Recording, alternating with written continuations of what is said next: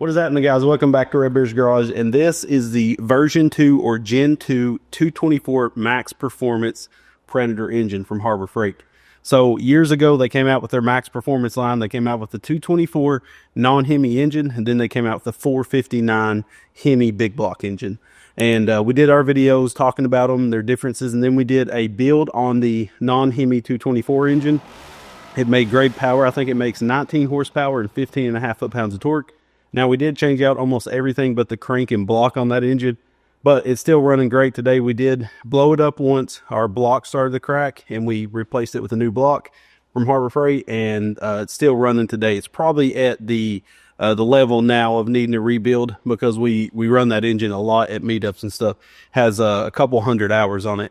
But today we're going to be talking about the Hemi version 224 Max Performance engine. Now, a lot of people may not know this, but Harbor Freight did come out. This is kind of like their Gen 2 of the 224 Max Performance. And the biggest way you can tell is, of course, the valve cover being a Hemi valve cover. This is a Hemi variant engine.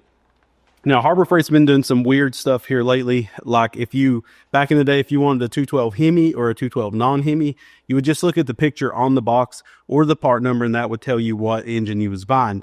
Now, it seems like part numbers don't matter. Almost every engine I've unboxed in the last 6 months is in a non-Hemi box, and it ends up being a Hemi inside the box.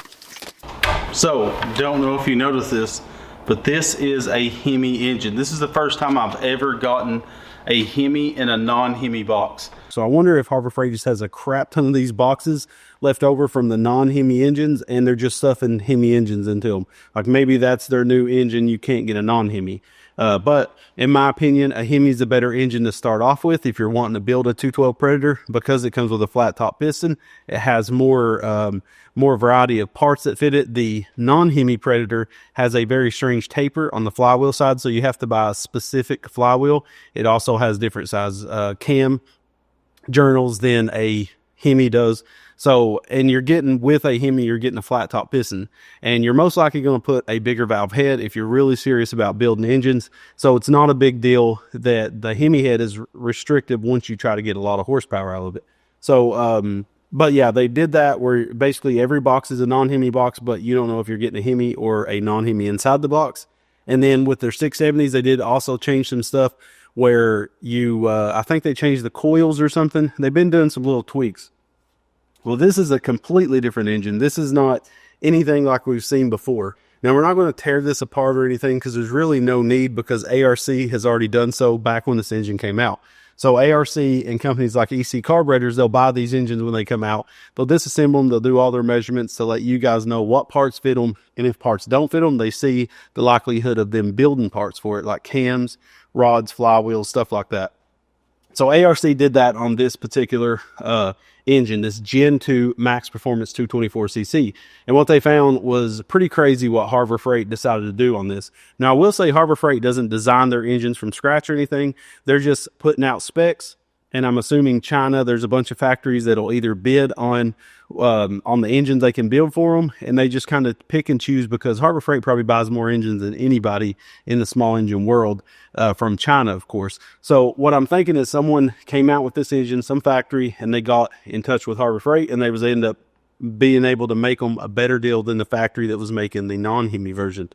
So what are the biggest differences in this? Now, if you're wanting to build an engine for performance, you're definitely going to want to stay away from this engine 100%. There would be no reason to buy it. Now, if you're running a pressure washer, a log splitter, or a water pump or something, this engine would be better than a 212 if you're having to replace your engine, because it is going to make a little bit more low-end torque because it's a stroker engine. But other than that, I would stay away from this engine on the go-kart or mini bike side.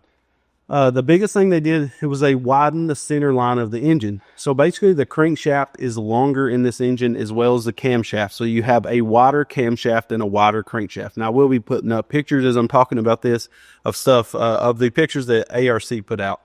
So right off the bat, there's no cranks, there's no cams that's going to fit it anywhere on the market, and I can about guarantee you that no one's going to support them. No one's going to make cams, dyno cams and stuff. They're not going to try to find the cores to build performance cams for these engines. So right there is a huge red flag. Then their pistons have a really weak design. They just chose to do some very strange stuff, the manufacturer of this engine. Now, you can get a flywheel for it. You can put valve springs in it. You can put a carburetor on it. But other than that, you're really stuck with that. It's kind of like the 459 Predator that we're making a video on next, because we had a lot of people ask us for performance parts and a performance build on that engine. It's almost in the same boat. But again, we'll talk about that on the next video. But basically, you can't really tell because this has the same exact part number as the non-Hemi version. Even the box shows a non-Hemi max performance engine, as you can see on screen. And then when we look at the owner's manual, even the front page of the owner's manual, the cover photo is a non-Hemi engine. But as soon as you open the owner's manual, you'll see that it has the Hemi valve cover in the diagram of the engine. So it's very strange how they're doing it. So the only real way you can tell which engine you're getting is the hand holes on the box. You can slide your hand in, you can feel the valve cover, and sometimes you can shine a flashlight in there and see it. I know Harbor Freight doesn't keep a lot of stock on the floor. Most of it's in the back. But maybe you can get in good with the manager and be able to look through that handhold. And that's the same thing you can do with the 212. That's the only way you can tell what engine you're getting out of the box, because these share same part numbers and the boxes are exactly the same, or it has a non-Hemi picture on it. I do think it's very strange. I am going to get in contact with Harbor Freight and see why they chose to do this, if there was a particular reason. EC suspected that maybe they was trying to get out of liability and stuff of people building these engines. And I will say, if you're going to buy one of these engines, to open it up to see what you're getting and maybe take it back, Harbor Freight will charge you a restock fee, because they can't sell that as a new engine once you've opened the box, which is understandable for Harbor Freight. So you're going to take a $10 to $20 hit, maybe even more, on an engine like this if you're going to open it up to see what you got. It's very strange. I'm not going to do anything with this engine. This is going to go on the shelf as a, I'm trying to keep a bunch of these weird engines and stuff, just, for the history of go-karts and mini bikes. But it's really weird how they're doing this. And I don't know if they're phasing out the non-Hemi 224. Now, that was a big deal when that engine came out, because there wasn't a lot of stroker engines you could get. You could get the Tillotson 225, and the Wildcat 223 had kind of just came out, so there wasn't a lot of hype on it. But now, knowing all these different engines, the 224 isn't even that special. It has a really weak block design especially compared to a Wildcat 223 or a Tillotson 225. There's really no reason that you would want to go after a 224. But let us know what you think about this. What brought us onto this was people was asking what parts fit their 224. They'll email us and stuff. Once we found out they came out this Gen 2, this Hemi variant, then we had to start asking people, what does your valve cover look like? And make sure. And we've had a lot of people that actually bought these engines and what has already run them as a stock engine, and then found out they couldn't do anything with them. And, I'm sure a lot of people's on budgets out there, and I'm sure that's a pretty hard hit to take, that you got an engine you're stuck with that you can't do anything with. But let us know what you think about this Hemi 224 Max Performance Predator.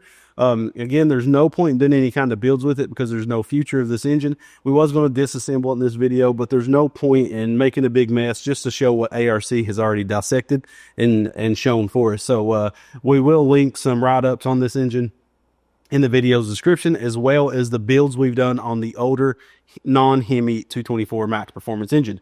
We just want to make this video for buyer beware on the Hemi 224 Max Performance Predator engine from Harbor Freight.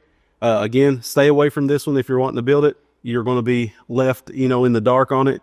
And if you have any questions about this or the other 224, put it in the comment section below. We're reading your guys' comments, and let us know if you knew about this variant, this Hemi variant, and anything you want to add. Make sure to comment down below. So thank you guys so much for watching this video on an update on the Max Performance 224 engine. We love you guys, and God bless.